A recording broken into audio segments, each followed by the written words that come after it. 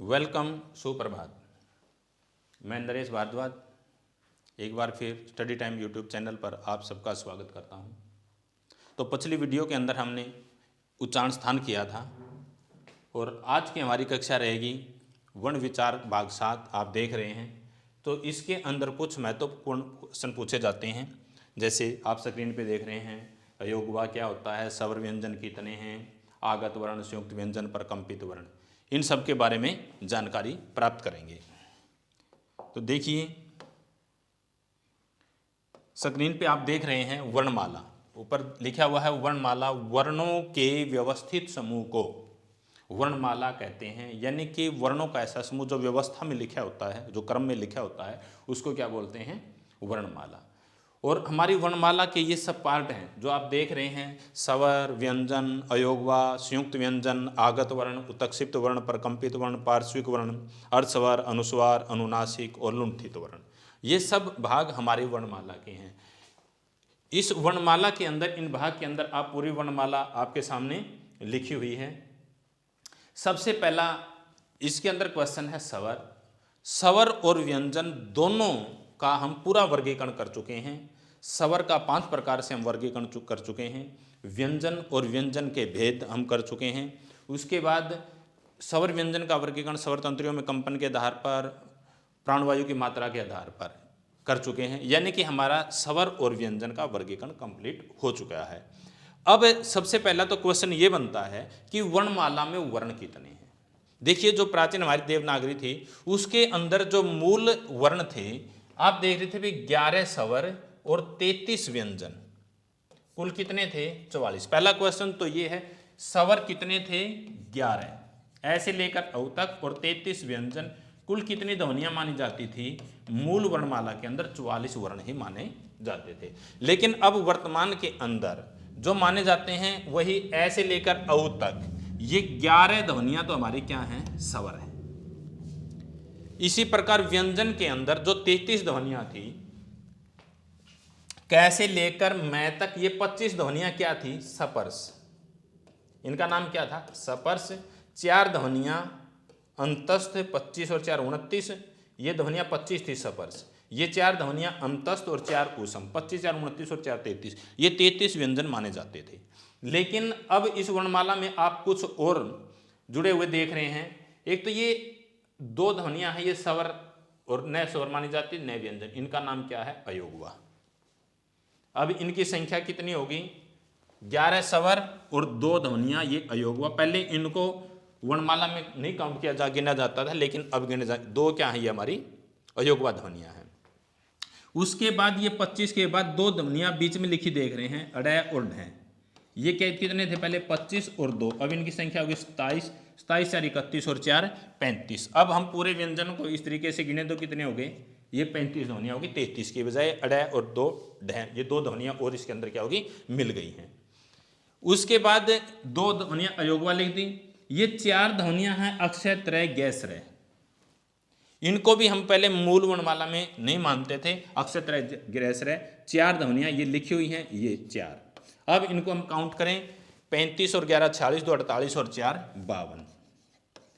अब हिंदी वर्णमाला के अंदर कुल कितने वर्ण हैं, यदि आपसे ये क्वेश्चन पूछा जाए तो हम कितने बताएंगे, 52 ध्वनियां हैं अब कुल मिलाकर। लेकिन मूल कितने थे, 44 थे। अब ये 2 अंग और ए, 2 ये अडय और ढय, 4 और 4 ध्वनियां संयुक्त व्यंजन जिसे हम कहते हैं, अक्षय, त्रय, गैसरय, 8। ये 8 ध्वनियां अब इनके अंदर मूल वर्णमाला के अंदर जोड़ दी गई हैं, उनको साथ में काउंट किया जाता है, 44 और 8 52। अब आंसर, प्राचीन वर्णमाला के अंदर या देवनागरी प्राचीन में, संस्कृत में के अंदर भी कितनी मानी जाती थी, 44।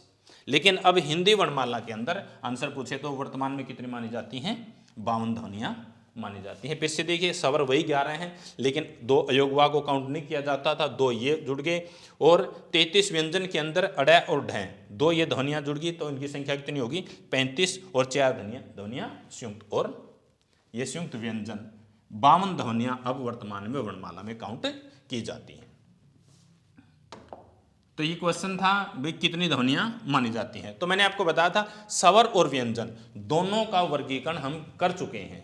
अब अगला क्वेश्चन है अयोगवा। जो अंग और ए हमने जोड़ा है, इन दो ध्वनियों का नाम क्या है? अयोगवा। पहले देखिए अयोगवा क्या होता है। अयोगवा की परिभाषा देखिए, जिन ध्वनियों का अपना कोई आधार नहीं होता, अर्थात जो ध्वनियां दूसरे के आधार पर लिखी व बोली जाती हैं, उनको अयोगवा कहते हैं। देखो हिंदी वर्णमाला के अंदर ये दो ध्वनियां हैं जो अंग और ए, इनका नाम क्या है? अयोगवा। वर्णमाला में आप देख रहे हैं, इनका अपना कोई आधार नहीं है। अब देखिए जब हम अंग और ए इनका उच्चारण करते हैं, उच्चारण करते हुए पहले ए का अंग, पहले ए की आवाज आती है, फिर नाक से ध्वनि आती है अनुस्वार की। ऐसे ही ए पहले ए की आती है और फिर विसर्गों की ध्वनि आती है। तो इन दोनों का आधार लिखते हुए भी हम पहले क्या लिखेंगे? ए, और फिर अनुस्वार लगाते हैं। अब इसको हम देखिए, यदि हम इसको इस तरीके से करें, इसको हटा दें, तो अब इसको हम कोई भी उच्चारण, मात्र क्या बच गई है? इसके बिना मात्र क्या है? जीरो है। मात्र जीरो है, इसका कोई उच्चारण नहीं कर सकते। तो कहने का मतलब क्या है? इसका आधार क्या है? इसका आधार क्या है? ये मात्र जीरो है। आधार क्या है? ए। आधार मतलब नींव। बोलते हुए भी लिखते हुए भी इनका ए का आधार है, दोनों का। इनका अपना कोई उच्चारण नहीं है, इसलिए इनका नाम क्या है? अयोगवा। तो ये दो ध्वनियां हिंदी वर्णमाला में अयोगवा मानी जाती हैं। जिसका इसके अलावा एक ध्वनि और है जिसका अक्सर क्या होता है, अब हिंदी में प्रयोग होने लगा ओ। जैसे आप देख रहे हैं डॉक्टर, जैसे कॉलेज। देखिए इसके अंदर इसका की साउंड, इसकी आवाज क्या होती है? ओ के समान होती है। और जो ये शब्द हैं आप देख रहे हैं होल, जो तीनों आप शब्द देख रहे हैं, ये किस भाषा के हैं? मूल रूप से इंग्लिश के शब्द हैं, इंग्लिश भाषा के हैं। यानी कि इंग्लिश में इसका क्या होता था? प्रयोग होता था। और ये शब्द आजकल इनका हम हिंदी में प्रयोग करते हैं, तो इस ध्वनि का भी प्रयोग हमारी भाषा के अंदर हो गया है। ये भी हमारी मूल नहीं है, लेकिन इसको भी आप देख रहे हैं, ये ब्रैकेट बचेगी मात्र, इसका कोई उच्चारण नहीं है। इसका उच्चारण क्या है? इसका आधार क्या है? जब इसके नीचे क्या लिखेंगे? इसको क्या होंगे? ओ। इसका उच्चारण करते हैं डॉक्टर, कॉलेज, होल। तो इसका भी अपना कोई आधार नहीं है। तो इस तरीके से ये ध्वनि भी क्या है? अयोगवा है। अब क्वेश्चन देखिए कैसे बनेगा, हम इसको किस तरीके से, हिंदी वर्णमाला में कितनी अयोगवा ध्वनियां हैं, या हिंदी भाषा की मूल अयोगवा ध्वनियां कितनी हैं? तो अयोगवा ध्वनियां कितनी बताएंगे हम? दो। हिंदी की वर्णमाला के अंदर भी ये दो ही ध्वनियां हैं, अंग और ए। इन दो ध्वनियों को ही हम अयोगवा कहते हैं। लेकिन हिंदी भाषा में कितनी अयोगवा ध्वनियों का प्रयोग होता है? तो अब इसको भी काउंट करेंगे। अब आंसर क्या होगा? हिंदी भाषा में 3 अयोगवा ध्वनियों का प्रयोग हो गया, अंग, ए और ओ। समझ गए?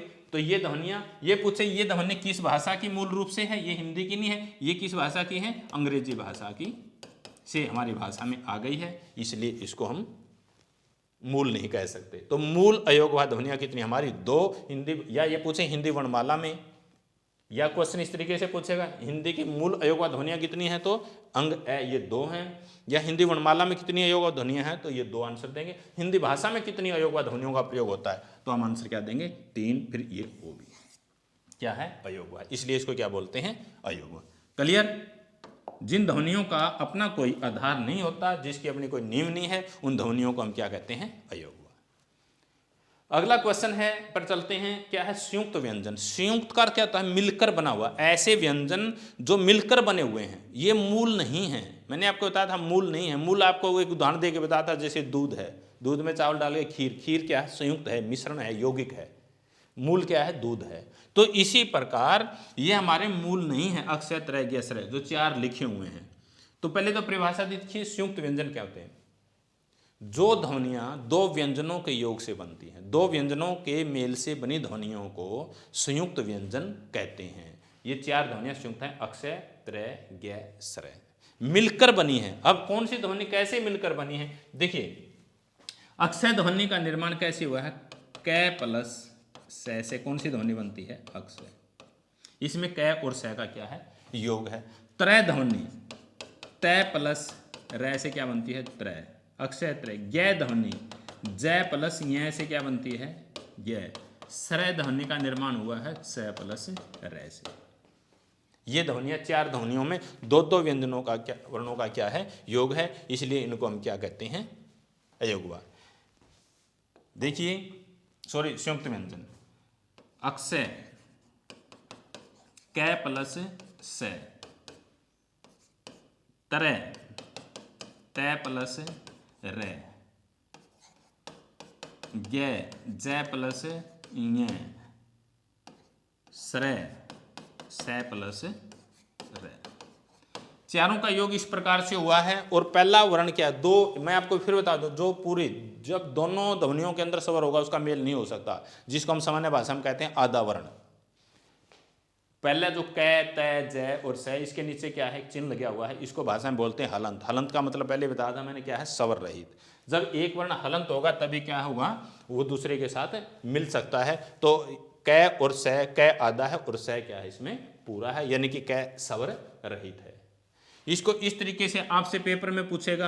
अब इसको हम इस तरीके से लिख सकते हैं, सै के नीचे हलंत लगा के इसमें से क्या निकाल दिया हमने, ए, तय के नीचे ए, या इस तरीके से हम लिख सकते हैं, सभी को ए को अलग कर दिया।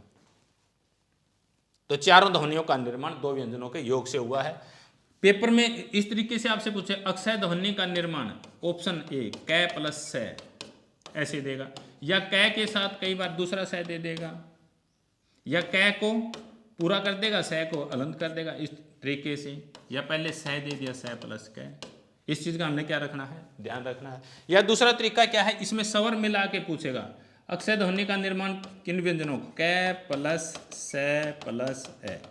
देखो इस तरीके से पूछ सकता है, ये ऑप्शन भी हो सकता है और ये ऑप्शन भी हो सकता है, कै प्लस सै प्लस ए, या इस तरीके कै प्लस ए प्लस सै ऐसे दे देगा। ये देखना है कि हमने भी कै हलंत है तो इसमें से थोड़ा आपको कंफ्यूज करने वाला इस प्रकार मिला के आपसे क्या करेगा, पूछेगा।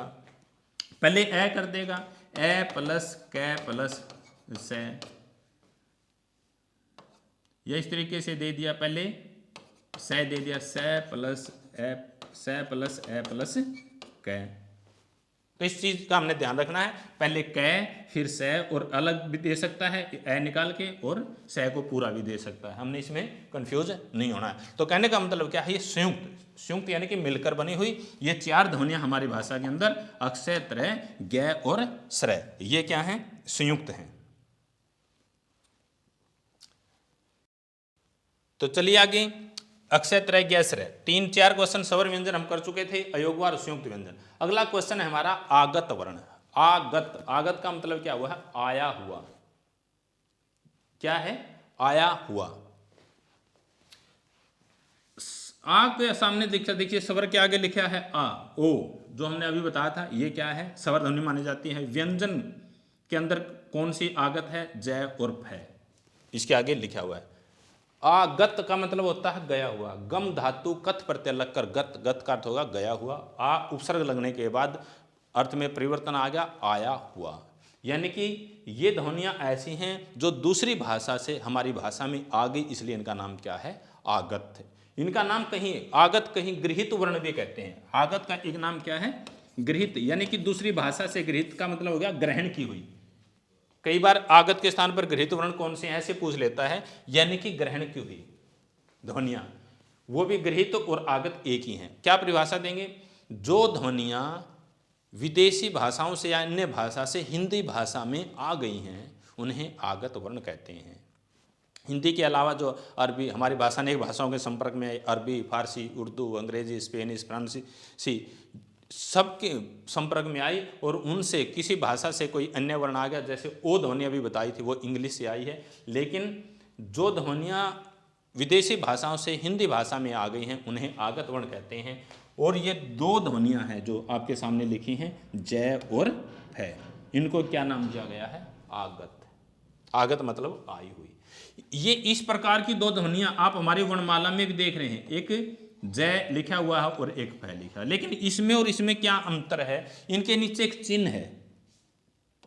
जय के नीचे आप फय के नीचे देख रहे हैं, ये चिन्ह है, इस चिन्ह का नाम क्या है, नुक्ता। इस नुक्ते का प्रयोग अरबी, फारसी, उर्दू में किया जाता है, हमारी भाषा में नहीं होता, लेकिन आजकल कुछ अलग करने के लिए लेखक कवि उनको क्या करते हैं, इसका प्रयोग करने लग गए हैं। पहले मूल रूप से तो जय और फय दो के नीचे ही लगता था ये, लेकिन आजकल अन्य भी किसी भी वर्ण के नीचे, बहुत कई वर्णों के नीचे, जैसे य थ के नीचे क्या कर देते हैं, ख के नीचे भी लगा देते हैं। इसका क्या करने लग गया, अब प्रयोग होने लग गया। तो इसको नुक्ता बोलते हैं, और ये नुक्ता मूल रूप से अरबी फारसी के अंदर इसका क्या होता है, प्रयोग होता है। यानी कि कहने का मतलब ये जो प्रयोग है हमारी भाषा में कहाँ से आया, अरबी और फारसी से। अरबी फारसी में हिंदी के आने के कारण, हिंदी में आने के कारण इनका नाम क्या पड़ा, आगत। क्या परिभाषा पैसे देखिए, जो ध्वनियाँ विदेशी भाषाओं से हिंदी भाषा में आ गई हैं उन्हें आगत वर्ण या गृहीत वर्ण कहते हैं। तो आगत ध्वनियाँ कितनी हैं, फिर से देखिए जय और फ। इसके अलावा एक ध्वनि अभी आपको बताई थी अयोग के अंदर ओ, जो ये लिखी हुई है। स्वरों के अंदर आगत तो क्या है, ये ध्वनि है, और व्यंजनों में जय और फ ये ध्वनि है, लिखा हुआ है।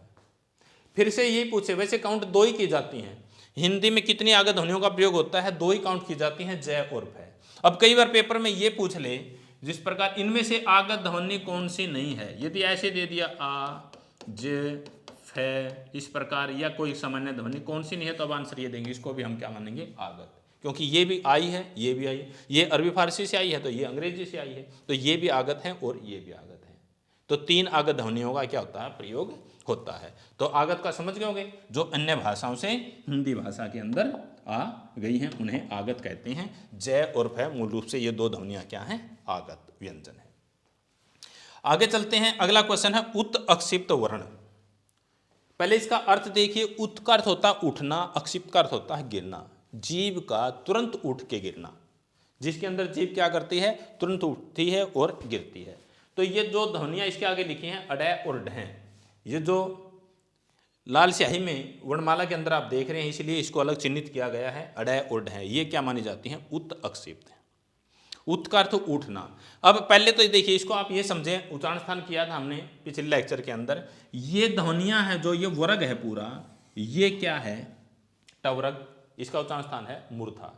इस सब के अंदर हमारी जो जीभ है, इनके उच्चारण करेंगे तो कहने का मतलब क्या है, मूर्धा से ऊपर जाके टकराती है। उच्चारण करके आप देखें, ट ठ ड अड, सब के अंदर जाके टकराती है। तो ये सभी ध्वनि, इनका उच्चारण स्थान भी पूछे तो इन दोनों का उच्चारण स्थान भी क्या है, मूर्धन्य है, मूर्धा है, ये मूर्धा से बोली जाती हैं।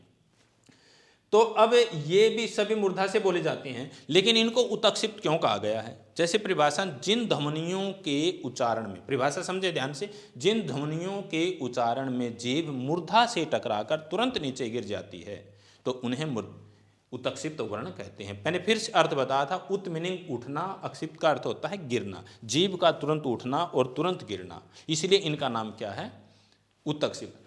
जीभ तो सब में टकराती है मूर्धा से, इनमें भी टकराती है, लेकिन अंदर जल्दी का है। देखिए जैसे ट ठ, जीभ टकराएगी आराम से नीचे आएगी, लेकिन अडय ढ, इसमें तुरंत जाती है और तुरंत नीचे आती है, इसलिए जीभ का तुरंत उठना और तुरंत गिरने के कारण इनका नाम क्या गया है, उत्क्षिप्त वर्ण। ये दो ध्वनियाँ हमारी वर्णमाला के अंदर अडय और ढ, ये ध्वनियाँ क्या मानी जाती हैं, उत्क्षिप्त वर्ण मानी जाती हैं। क्लियर।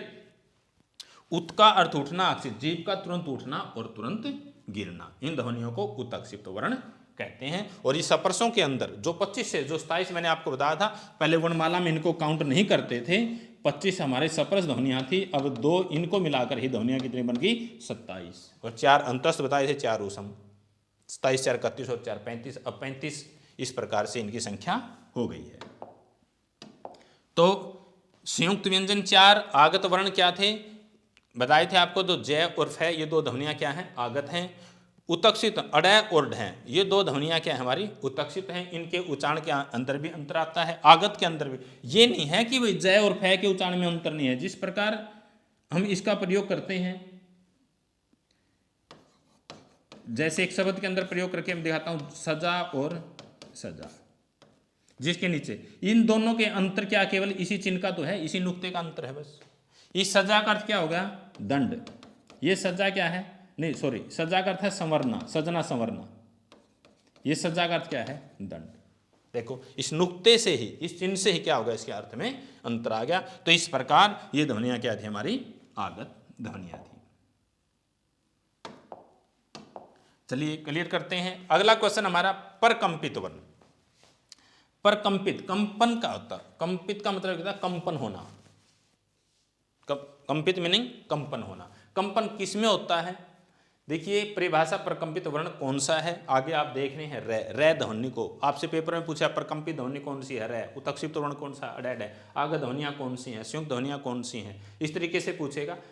प्रकंपित का मतलब होता है कंपन होना। जिस ध्वनि के उच्चारण में, क्या कहा, जिस ध्वनि के उच्चारण में जीभ के अगले भाग में कंपन होता है उन्हें प्रकंपित वर्ण कहते हैं। तो प्रकंपित कौन सी बताई, रै। जब रै का हम उच्चारण करते हैं तो जो हमारा जीभ का अगला भाग है उसमें थरथराहट कंपन होती है, अन्य किसी वर्ण में नहीं होती। आप अभ्यास करके इसको देखें, रै, देखो रै, कै, खे, कै नहीं होगी, है, लेकिन रै में क्या होता है, कंपन होता है, तो इसलिए रै ध्वनि को क्या माना गया है, प्रकंपित वर्ण। क्लियर, प्रकंपित ध्वनियां, रै ध्वनि हमारी प्रकंपित होगी। अगला क्वेश्चन है पार्श्विक वर्ण। पार्श्विक मतलब पीछे, पार्श्व क्या होगा, पीछे। ऐसी ध्वनियां, इसके आगे क्या है, लय, और लय का उच्चारण स्थान के अंदर हमने क्या किया था, जो लय ध्वनि है उच्चारण स्थान के अंदर लय ध्वनि का उच्चारण क्या था, दंत, दांतों से बोला गया है। ये सभी तलस दंता बता था, तैत है, दैद है, लय और से, जो ये ध्वनियां हैं ये हमारी तवरग,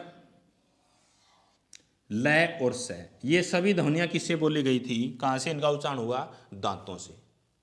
लेकिन जो लय ध्वनि है, परिभाषा देखिए पहले, जिस ध्वनि का उच्चारण दांतों के पिछले भाग से होता है, पार्श्व भाग, पार्श्व मतलब पीछे, पीछे से होता है, इसलिए क्या है, इसको पार्श्विक वर्ण कहते हैं। और इनमें से ये सभी, वैसे दांतों सब में जीभ दांतों से टच करेगी, तय, थे, दै, धै, लय, से, लेकिन दांतों से ध्वनि बनती है जीभ के टच होने से, लेकिन लय ध्वनि है जो दांतों के पिछले भाग से वायु बढ़ती है। जब लय का उच्चारण करते हैं, देखो दांतों के मध्य में वायु आती है, जब दांतों और गलाफू के बीच में, तो हमारा मुख स्पेस ऐसे खुला महसूस होता है, लय, इसलिए लय ध्वनि को क्या माना गया है, पार्श्विक वर्ण। फिर से परिभाषा देखिए, जिस ध्वनि का उच्चारण दांतों के पिछले भाग से होता है उसे पार्श्विक वर्ण कहते हैं। तो लय ध्वनि हमारी क्या है, पार्श्विक ध्वनि है। क्लियर। अगला क्वेश्चन करते हैं, आगे है अर्धस्वर। अर्धस्वर के आगे लिखा है य और वै ध्वनि। अर्ध का मतलब होता है आधा, आधे स्वर।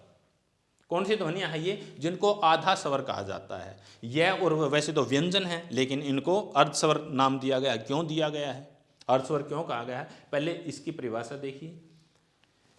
जिन ध्वनियों के उच्चारण में स्वरों की तरह मुख द्वार खुला रहता है उन्हें अर्धस्वर कहते हैं। अर्ध मतलब आधे स्वर। स्वर और व्यंजन की परिभाषा में क्या अंतर बता था, यही तो अंतर था। जब स्वरों का उच्चारण करते हैं तो मुख द्वार खुल जाता है, ध्वनि स्पष्ट रूप से बाहर आती है, लेकिन व्यंजनों में मुख द्वार बंद रहता है, इसलिए ध्वनि स्पष्ट बाहर नहीं आती। उसको बाहर निकालने के लिए उसमें स्वर मिलाते हैं। जिन ध्वनियों का उच्चारण स्वतंत्र रूप से होता है उन्हें स्वर कहते हैं, जिन ध्वनियों का उच्चारण स्वरों की सहायता से होता है उसे व्यंजन कहते हैं। आपको उच्चारण करके भी हमने पहले वाली वीडियो में बताया था। लेकिन यह और वह जो दो ध्वनियां हैं, इनके अंदर न तो स्वरों की तरह पूरा मुख बंद खुलता और न व्यंजनों की तरह पूरा बंद रहता, इसलिए इनकी स्थिति क्या होती है, बीच की होती है। जैसे ए, आ, ए और आ में मुख द्वार क्या हुआ, स्वर के अंदर पूरा खुला, लेकिन उच्चारण के बताया था क, ख, मुख नहीं खुला पूरा। वायु क्या होती है, अंदर ही अंदर क्या कर रही है, चक्कर काट रही है। इसको खोलने के लिए स्वर मिलाना था इसमें।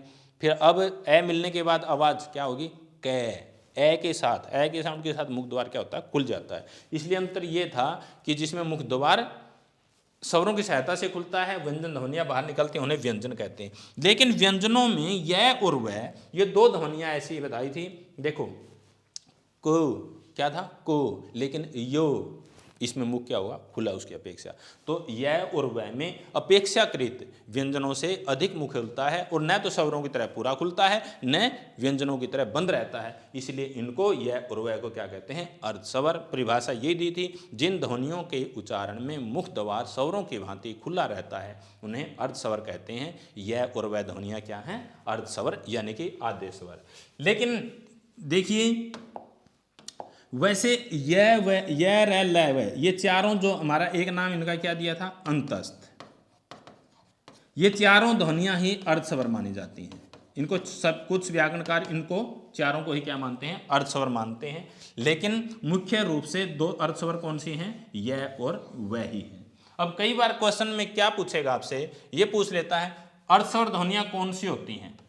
ये दे दिया भाई अर्धस्वर ध्वनियाँ कौन सी होती हैं, ऐसे ऑप्शन में दे दिया स्वर, ऐसे दे देगा सपर्श, अंतस्थ या उष्म, इस तरीके से आपको देगा तो आंसर क्या आएगा, अंतस्थ। अंतस्थ सभी ये क्या होती हैं, हमारी अर्धस्वर ध्वनियाँ होती हैं। या ऑप्शन में इसमें से इस तरीके से लिख देता है अर्धस्वर ध्वनियाँ कौन सी होती हैं, ऑप्शन में दे दिया अंग है, या कोई व्यंजन दे दिया कैक है, अर्धस्वर यह वह, इस तरीके से दे देगा। कोई अन्य व्यंजन या सप्रस अंतस्थ में से दे दिया से, इस तरीके से। तो यह और वह ध्वनियाँ क्या मानी जाती हैं, अर्धस्वर मानी जाती हैं। क्लियर। तो इस तरीके से इनको हम, ये हमारी जो दो ध्वनियाँ मुख्य रूप से यह और वह अर्धस्वर मानी जाती हैं। लेकिन फिर एक ऑप्शन में समझने के लिए चारों ही ध्वनियाँ यह रे ल वह क्या है, हमारी कुछ व्याकरणकार चारों को ही अर्धस्वर मानते हैं। तो आज की वीडियो के अंदर इतना ही। अब इससे आगे के जो भाग हम अगली वीडियो के अंदर करेंगे। धन्यवाद।